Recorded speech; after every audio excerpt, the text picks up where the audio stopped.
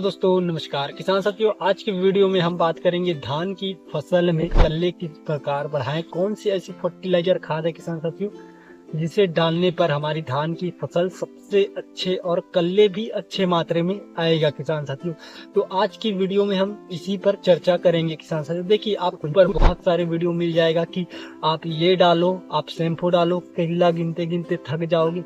तो ये सभी आपको यूट्यूब पर देखने को मिलता है, लेकिन मैं आपको एक ही चीज बोलूंगा किसान साथियों, जब आप किसी भी खाद को ना पूरी तरीके से जान लेते हो कि कौन सी खाद किस चीज में काम करता है किसान साथियों, तभी किसान साथियों हमारी जो फसल है ना धान की, उसमें कल्ले अधिकतम मात्रा में आएगा किसान साथियों। तो वीडियो को अंत तक जरूर देखिएगा और चैनल में नए हो तो चैनल को लाइक और सब्सक्राइब जरूर कर लीजिएगा। देखिए, अगर धान की फसल में कल्ले बढ़ाना है किसान साथियों, तो सबसे पहले हमें जो इसकी व्हाइट रूट होती है, जो कि किसान साथियों आप देख सकते हो, ये इसका व्हाइट रूट है।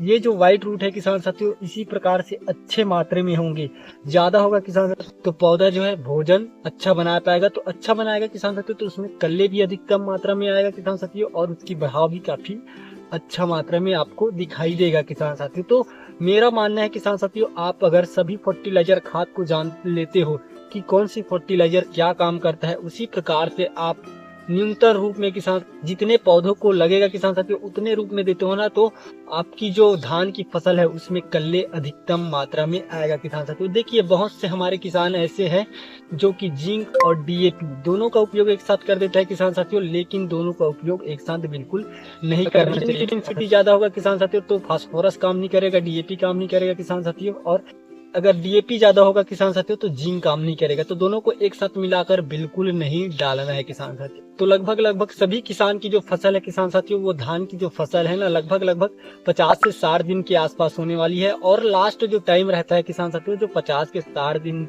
के अंदर में फर्टिलाइजर खाद डालना होता है किसान साथियों। तो देखिए, अगर आपकी धान की फसल में तना छेदक की समस्या हल्की फुल्की है किसान साथियों, अगर हल्की फुल्की तितलियां भी दिखाई दे रहा है किसान साथियों, तो मैं लास्ट में आपको एक ऐसी खाद बताऊंगा किसान साथियों जिसे आप डाल लेते हो ना, तो धान में तना छेदक भी आसानी से कंट्रोल हो जाएगा किसान साथियों।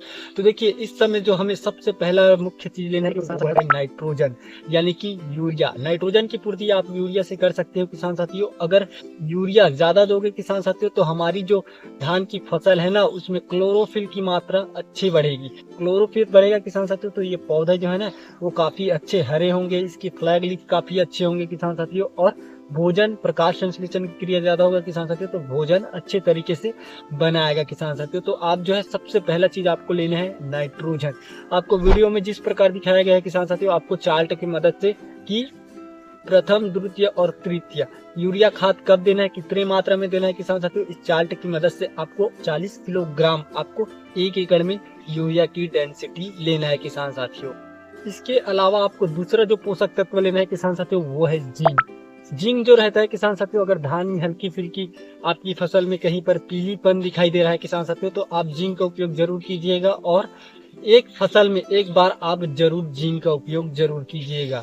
धान की फसल में अगर जिंक का उपयोग करते हैं किसान साथियों, तो उसमें कल्ले को बढ़ाने का काम जिंक के द्वारा होता है किसान साथियों, और पौधे के जो पत्ती होता है किसान साथियों, उसे अधिक दिन तक हरा रखने में जिंक का भी बहुत बड़ा काम होता है किसान साथियों। तो आपको जिंक सल्फेट जो आता है किसान साथियों, उसको लेना है। चिलेटेड फॉर्म में आपको जिंक नहीं लेना है किसान साथियों। जिंक सल्फेट जो आता है 33% किसान साथियों, इसको लेना है, या 21% वाला जिंक को आपको लेना है 1 एकड़ में किसान साथियों। आपको इनकी अगर जिंक सल्फेट 33% वाले लेते हैं किसान साथियों, तो आपको 5 से 7 किलोग्राम प्रति एकड़ यूज करना है किसान साथियों, और 21% वाला लेते हैं किसान साथियों, तो कम से कम हमें 10 किलोग्राम 1 एकड़ के लिए पर्याप्त रहेगा। इसके अलावा जो दूसरा पोषक तत्व आपको लेना है किसान साथियों, मैग्नीशियम। मैग्नीशियम का काम होता है किसान साथियों क्लोरोफिल को बढ़ाना।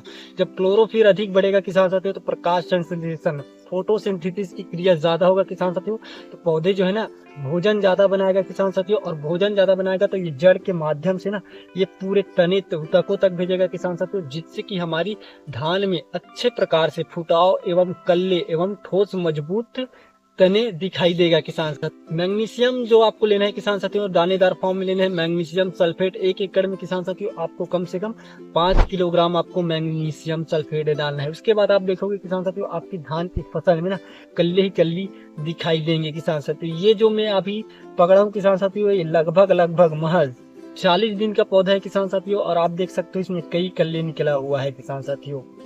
इसके अलावा किसान साथियों कुछ ऐसे और पोषक तत्व है जिसे हमें धान में बालियां निकलने के टाइम ही काम है किसान साथियों, उसमें देना रहता है। इसके अलावा किसान साथियों आपको देना है फेरस सल्फेट। फेरस सल्फेट का जो काम होता है किसान साथियों, पौधे की रोग प्रतिरोध क्षमता को बढ़ाना, जिससे कि किसान साथियों आगे चलकर आपकी जो फसल है ना उसमें पत्ता लपेटक सुंडी, तना छेदक सुंडी, ये थोड़ी सी कम देखने को मिलेगा किसान साथियों, क्योंकि किसान साथियों फेरस सल्फेट जो है ना एक कीटनाशक के रूप में भी काम करता है। इसी कारण से किसान साथियों आपको फेरस सल्फेट जरूर लेना है। देखिए हमारे किसान भाई जो एक्सपर्ट है वो जानते हैं कि जिंक की कमी होने से किसान साथियों रस चूसक जैसे कीट लगता है, जैसे कि थ्रिप्स, माइड, अन्य और किसी भी रस चूसक जो कीट है किसान साथियों, पाया मैट्रोजिन जैसे कि हम माहू के लिए उपयोग करते हैं। तो किसान साथियों आपको जिंक की कमी होने से किसान साथियों रोग भी है जल्दी से लगता है। जो खासकर रस चूसक कीट होता है किसान साथियों वो काफी मात्रा में लगता है किसान साथियों। वही बात करें किसान साथियों, अगर पोटास की डेंसिटी कम होता है किसान साथियों, तो जो धान में फंगस जनित रोग है ना, किसी भी फसल में हो किसान साथियों, जो धान में फंगस जनित रोग है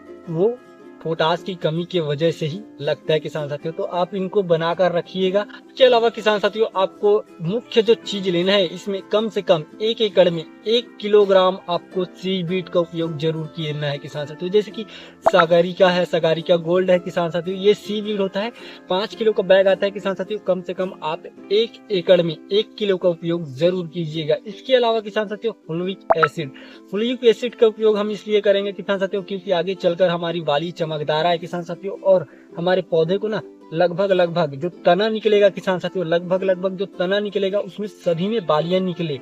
इसके लिए किसान साथियों ह्यूमिक एसिड और फुलविक एसिड का भी उपयोग हमें इसी टाइम जरूर कर लेना है। अगर धान की फसल 60 से 70 दिन की आसपास की है तो किसान साथियों, अगर आपकी धान की फसल में किसान साथियों तना छेदक की या तितलियां दिखाई दे रहा है किसान साथियों, तो आप जो है ना इसके अलावा फटेरा इंसेक्टिसाइड का उपयोग भी कर सकते हो। जो फिप्रोनिल आता है किसान साथियों 0.4% में, इसका भी उपयोग कर सकते हो किसान साथियों। और फटेरा के भी आप उपयोग कर सकते हो अगर धान में हल्का फुल्का तना छेदक दिखाई दे रहा है तो किसान साथियों। लगभग 15 से 20 दिन तक ये तना छेदक को कंट्रोल करेगा किसान साथियों। अगर इन फार्मूला को आप मिला लेते हो किसान साथियों, एक साथ मिला लेते हो, 60 दिन के आसपास की फसल है किसान साथियों, और इन सभी को मिलाकर उपयोग करते हो ना, तो आपकी फसल में कल्ले ही कल्ली देखेंगे, ये मेरा 100% गारंटी है। तो आप इस वीडियो को लाइक और सब्सक्राइब करना ना भूलिएगा, क्योंकि इसी तरह की वीडियो हमारे यूट्यूब चैनल पर आपको मिलते रहेगा।